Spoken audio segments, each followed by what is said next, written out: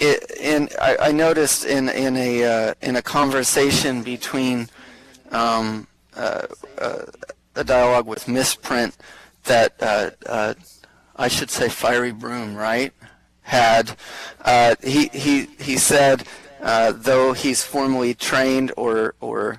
though the artist is formally trained, I understand the impact and significance personally for art that serves a purpose, need, or a coping mechanism in processing.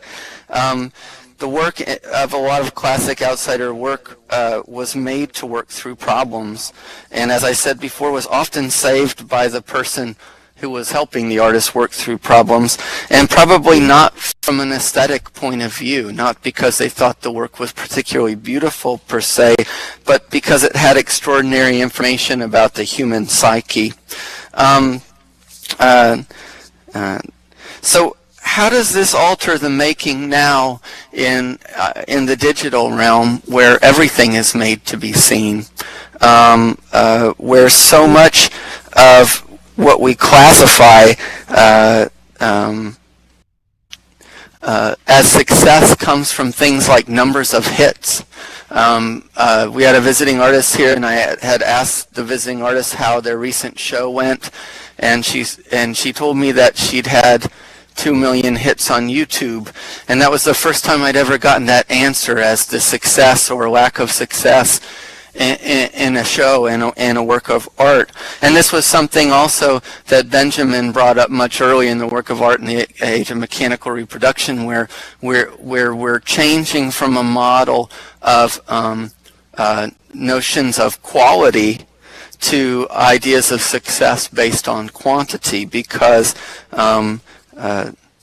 everything posted, it seems to me, on the web is made to be seen, and made to be seen by many. That's part of its power. But I wonder how this alters the things being made, how the artists think about their work, and the impact that the work has on us as an audience, as we realize that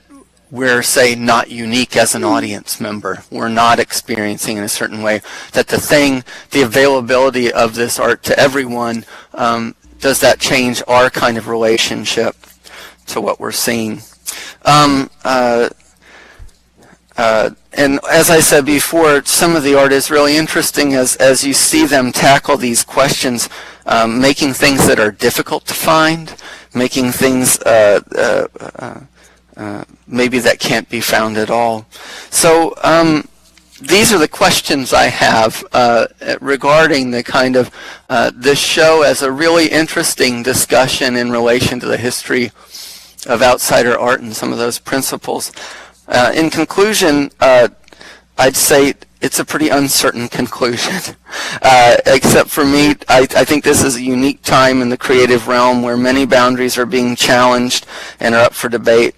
It seems like if the artist, question those boundaries and utilize those boundaries, and if those boundaries are not used for some kind of status or safety, because you also have to remember that terms like outsider have often been used to forego criticality and questions of quality, as has the internet in general. So at times it's easier to say the work's not having impact because it's outside, rather than deciding how to make the work have impact. Where this kind of where one can fall into the trap that the notion of mass appeal or the number of hits supersedes any kind of discussion about the quality of our lived experience, or any discussion beyond its entertainment, which is another discussion for another day, but I think really important to any discussion or understanding of media right now. Then there seems to be the possibility of more artists who are able to realize their personal visions outside of the insider realm. And we know that really the insider realm has always